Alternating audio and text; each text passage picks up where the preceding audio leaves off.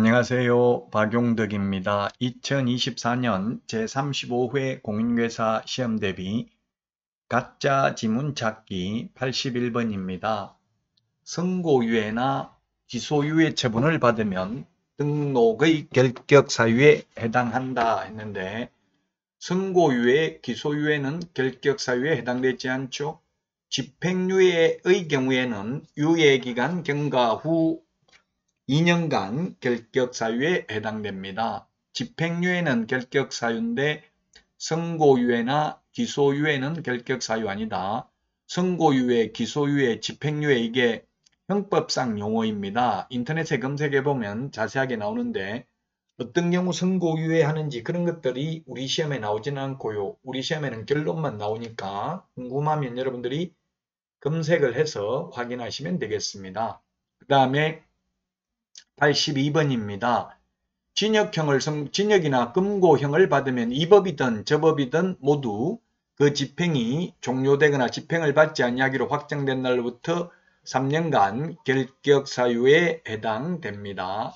이 벌금만 공인중개사법 위반으로 300만 이상 벌금 받아야 되고 징역, 금고는 이 법이든 저 법이든 모두 결격사유에 해당됩니다.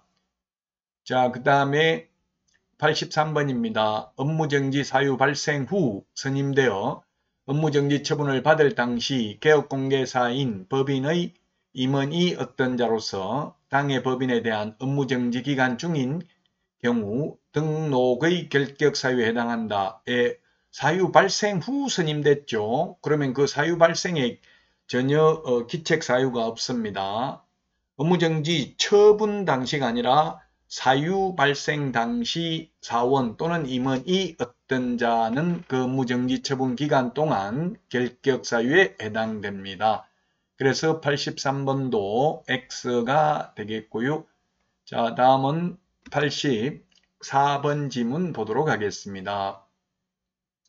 공인중개사법을 위반하여 200만원 벌금 선고받으면 3년간 결격사유에 해당된다 했는데 이 법 위반으로 300만원 이상 벌금 받아야 결격사유에 해당됩니다. 200만원 X네요.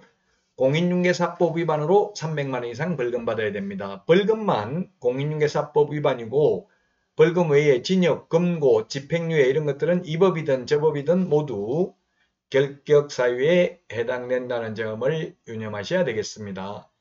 공인중개사법 위반으로 300만원 이상 벌금 받은 경우 3년간 결격사유에 해당되기 때문에 공인중개사법 위반과 다른 범죄의 경합범에 대해서 벌금형을 선고하는 경우 반드시 분리해서 선고를 하여야 합니다. 자, 다음은 85번입니다. 자격 취소된 후 3년이 경과되지 아니한 자는 등록의 결격사유에 해당된다. 예, 우리 암기 프린터 46번에 보면 3년짜리 18개를 정리해 놨습니다.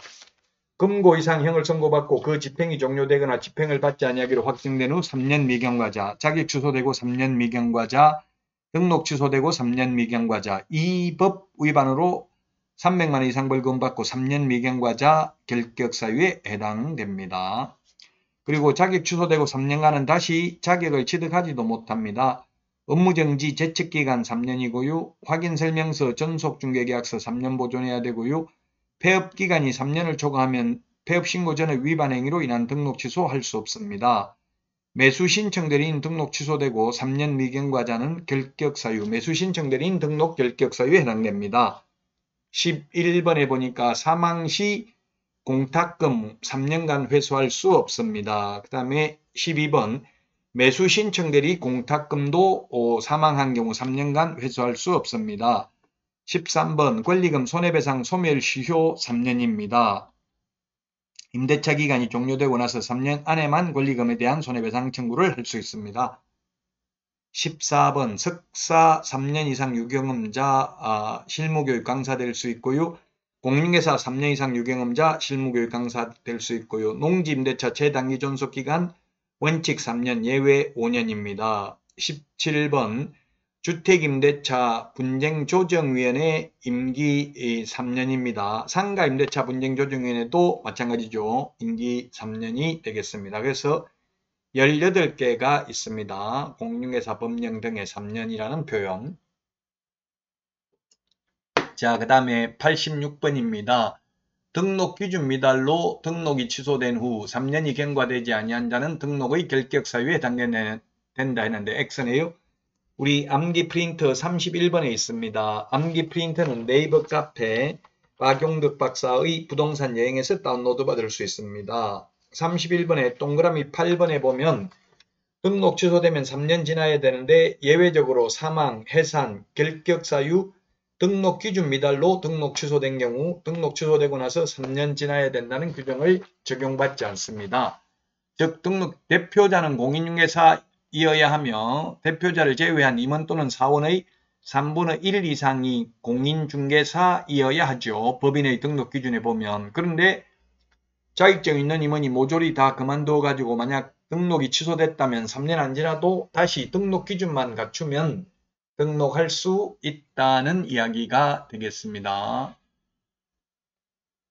다음은 87번 문제 보도록 하겠습니다. 개업공개사인 법인의 해산으로 중개사무소 개설 등록이 취소된 후 3년이 지나지 않는 경우 그 법인의 대표였던 자는 등록의 결격 사유에 해당된다 했는데 안됩니다. 등록 기준 미달, 그 다음에 사망, 해산, 결격 사유로 인하여 등록이 취소된 경우는 등록 취소되고 나서 3년 지나야 된다는 규정을 적용받지 않는다 했습니다. 자, 그 다음에 88번입니다. 자격 정지된 자로서 자격 정지 기간 중에 있는 자는 등록의 결격 사유에 해당된다. 맞습니다. 자격 정지 기간 중에 업무 정지 기간 중에 있는 자는 결격 사유에 해당됩니다. 만약 자격 정지 최대 6개월인데요.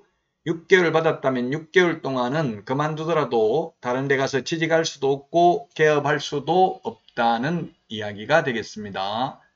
자, 다음은 89번입니다. 가석방된 자는 가석방된 날로부터 3년 경과되어야 결격 사유에 해당된다 했는데 가석방된 날로부터가 아니라 남은 자녀 형기 즉 가석방 기간 경과된 후 3년입니다.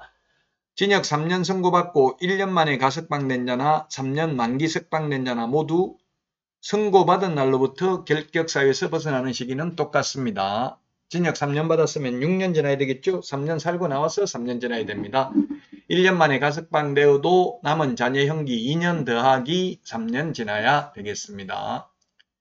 90번 갑이 미성년자를 중개보조원으로 고용한 날로부터 45일 만에 고용관계를 종료한 경우 업무정지 처분할 수 있다 했는데 2개월 이내에 그 사유를 해소한 경우에는 업무정지 처분하지 않습니다. 2개월 이내. 근데 45일이면 아직 2개월 안 지났죠? 그래서 업무정지 처분할 수 없습니다. 따라서 X가 되겠습니다. 이번 시간 여기까지 하고요. 다음 시간에 찾아뵙도록 하겠습니다. 다음 시간에 만나요. 안녕.